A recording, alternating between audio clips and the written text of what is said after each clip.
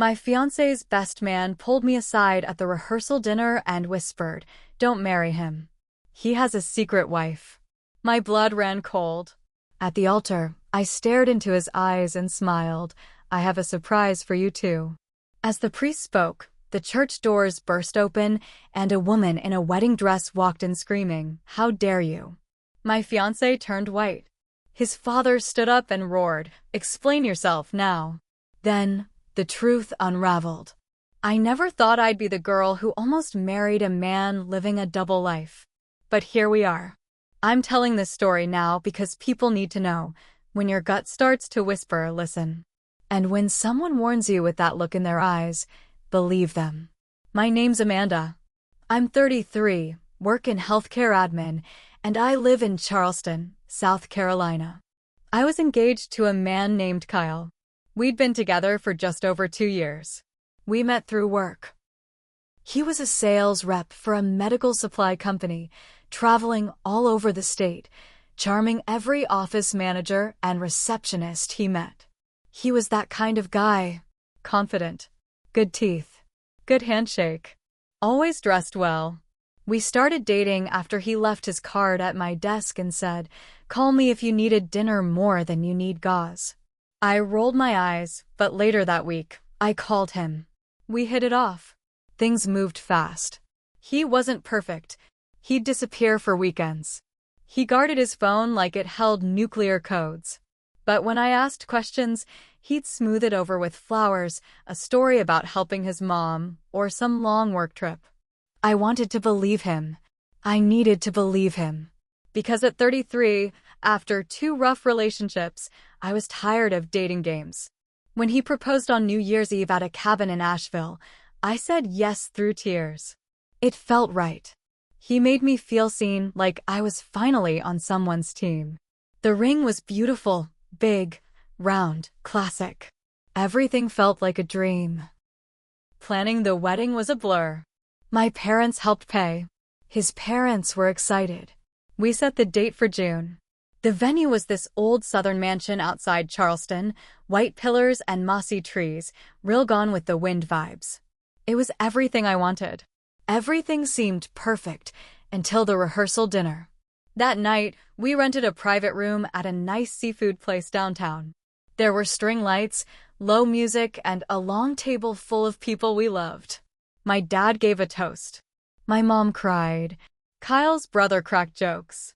Kyle was charming as hell, thanking everyone, pouring wine, working the room.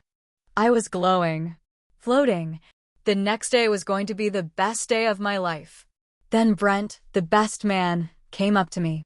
He waited until I was alone near the bar.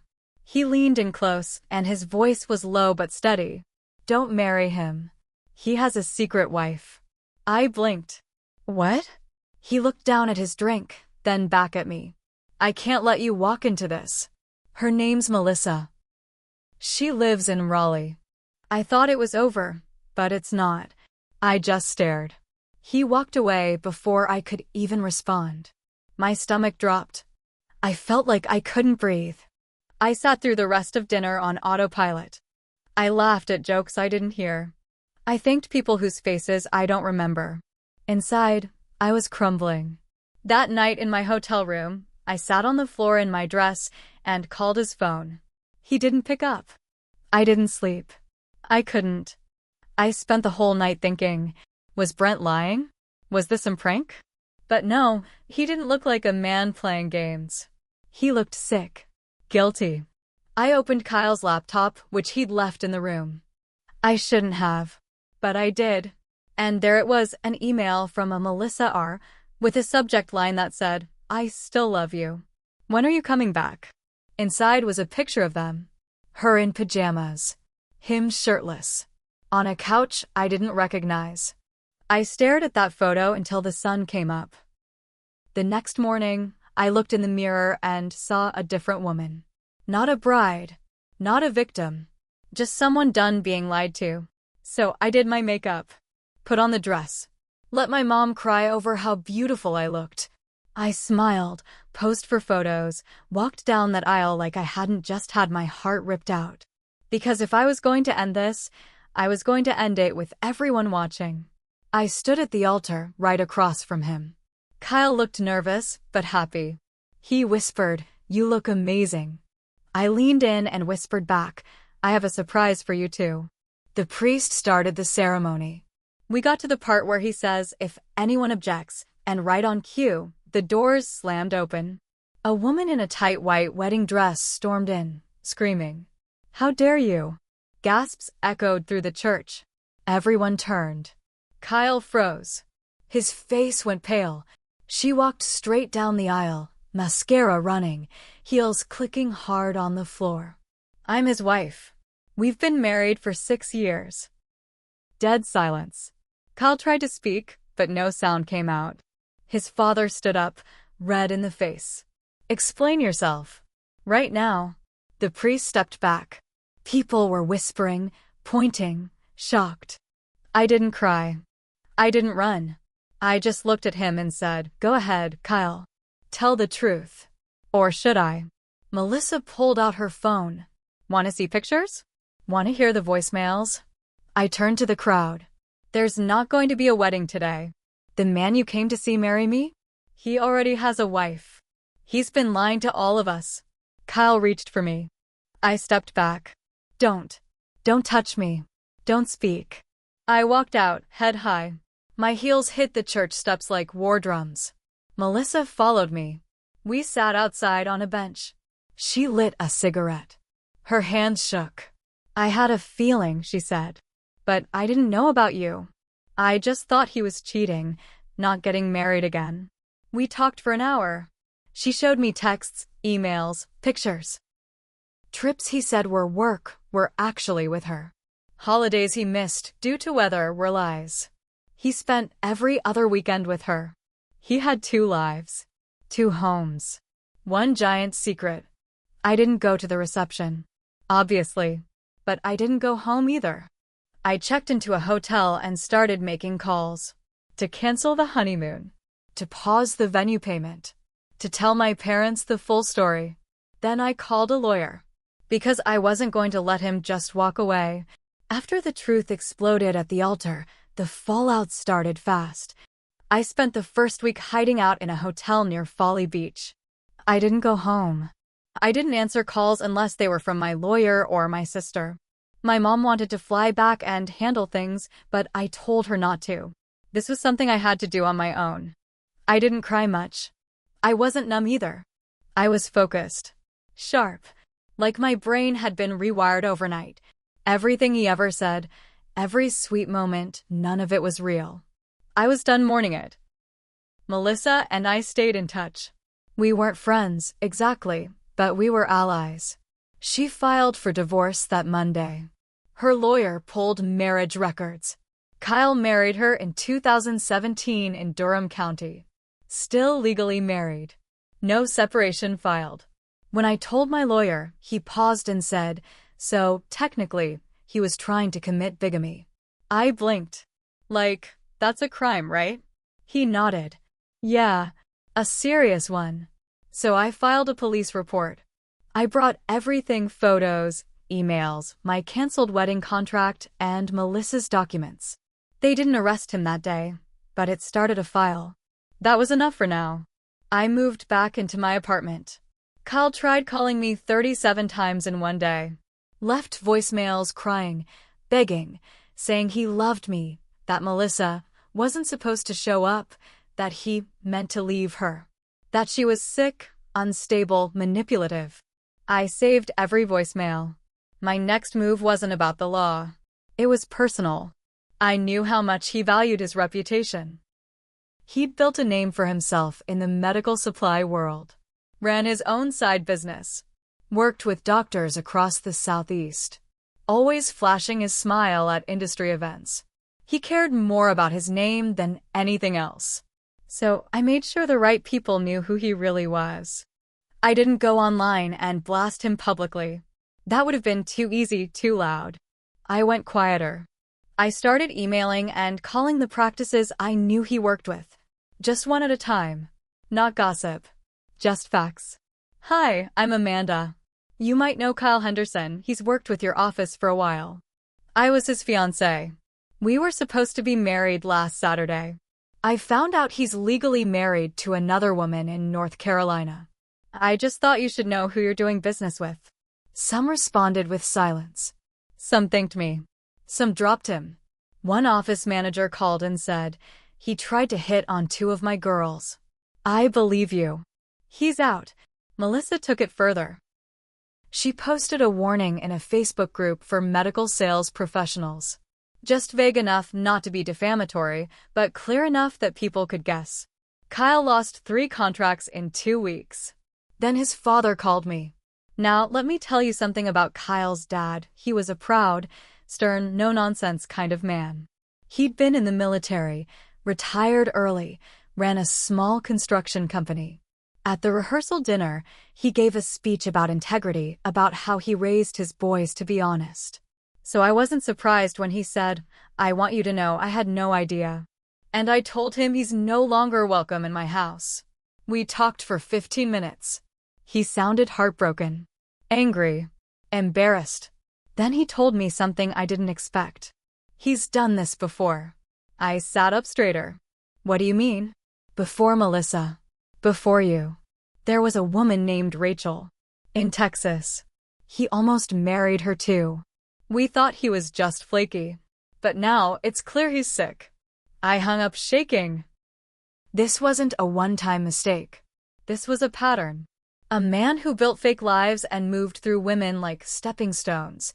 The more I learned, the more I realized I'd barely scratched the surface. And I wasn't done yet. After Kyle's father told me about Rachel in Texas, I couldn't stop thinking about it. I had to know more. If this man had a pattern, I needed to find every piece of it. I wasn't just doing this for revenge anymore. I was doing it because I couldn't let him do this to someone else again. So I started digging. I still had access to his old emails. He'd logged into his Gmail on my iPad months ago and never logged out. I knew it was shady, but at this point, I didn't care. I searched the name Rachel. Tons of results. But one stood out. A flight confirmation to Dallas from 3 years ago. The return flight was a week later. There were also emails to a Rachel T. One of them had the subject line, "Can't wait to make you my wife someday." I clicked through, stomach turning. Photos of her and Kyle at some ranch, smiling, arms around each other. One showed her holding up a ring, small, silver, not flashy. He'd proposed to her. That was clear. I found a phone number in one of the email chains. I sat with it for a while before dialing. "Hello." The voice was soft, tired. "Hi. My name's Amanda. This is going to sound strange, but were you ever engaged to a man named Kyle Henderson?" Dead silence. "Then, are you okay?" I almost laughed. "Not really." She let out a shaky breath. He left me without a word. Took the ring. Blocked my number. I thought he died. My heart broke a little. He almost married me 2 weeks ago. Turns out he already has a wife. There was a pause. Then she said, "That F********** ing coward." We talked for hours. She lived near Austin. She met him through a friend of a friend. They dated long distance for over a year. He visited once a month, said he traveled for work. She thought they were building a life. Then one day, he just disappeared. No breakup. No goodbye. Nothing. She said she was in therapy for months. That he wrecked her trust, her sense of self. That even now, dating was hard. She thanked me for calling. Said it gave her some peace to know it wasn't about her. That it was never about her. I hung up and cried harder than I had since the day of the wedding. Not for him. Not for me. For all of us. Because Kyle wasn't just a cheater. He was a manipulator. A shapeshifter. Someone who moved from woman to woman, feeding them exactly what they wanted to hear until he got bored or scared or caught. And I knew there were probably more. I wasn't done. So I created a private Facebook group, Survivors of Kyle Henderson, a name meant to be a little funny, a little painful. I made a post about my story, vague on dates and exact places, and put it in a few regional women's groups. I asked if anyone else had a similar experience. Within 3 days, I had 6 messages from different women across the Southeast. One had dated him for a year in Atlanta. Another said he ghosted her after she brought up moving in together. A third had actually bought a wedding dress. Each woman had a different version of him. Sometimes he worked in tech. Sometimes he was an independent investor.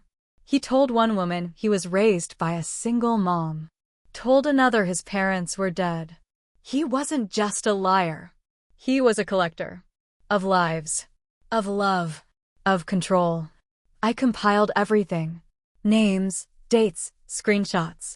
I sent it all to Melissa's lawyer, who was already building a civil suit for emotional damages and fraud. Then came the twist I didn't expect. Melissa called me one night, frantic. He's trying to leave the country. What? He closed our joint account. Took the dog. Cleared his stuff out. I called his job. They said he quit last week. I got a sick feeling in my stomach. This wasn't just a guy trying to hide. This was a man trying to disappear. I hung up and called the detective handling my case. Told him everything. He said, if he crosses state lines with the intent to avoid prosecution, we can involve federal law enforcement. That was when it got real. Kyle wasn't just a wedding day scandal anymore. He was a fugitive, and I knew exactly how to find him. After Melissa told me Kyle had emptied their joint account and vanished, I knew he wasn't just hiding. He was running. I called his old coworker, the one who used to travel with him on sales trips. I didn't say much, just, have you heard from Kyle lately? He paused, then said, last I heard, he mentioned Cabo. Said he had a girl down there who owed him a favor. That was all I needed. Cabo San Lucas. He used to talk about it like it was his escape hatch.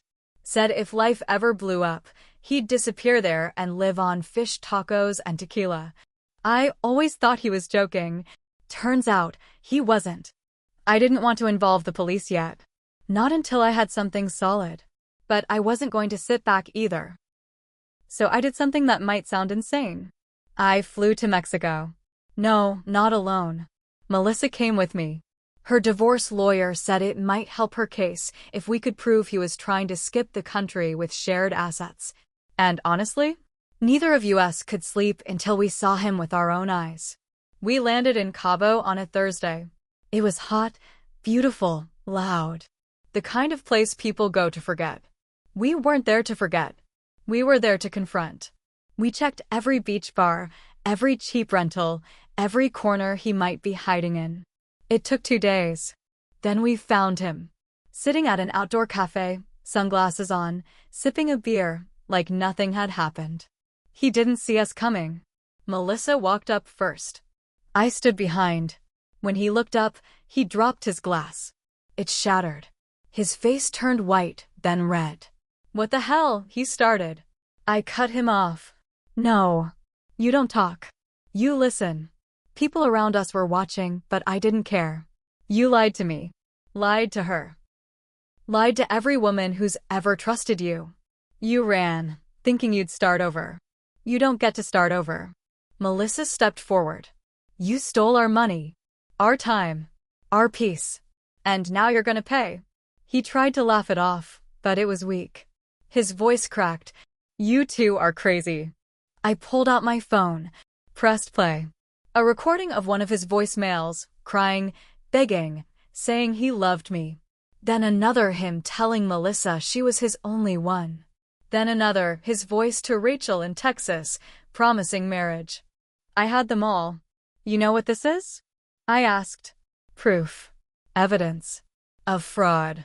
Of intent to deceive. You didn't just lie. You built entire fake lives. He stood up, tried to walk past us. Melissa blocked him.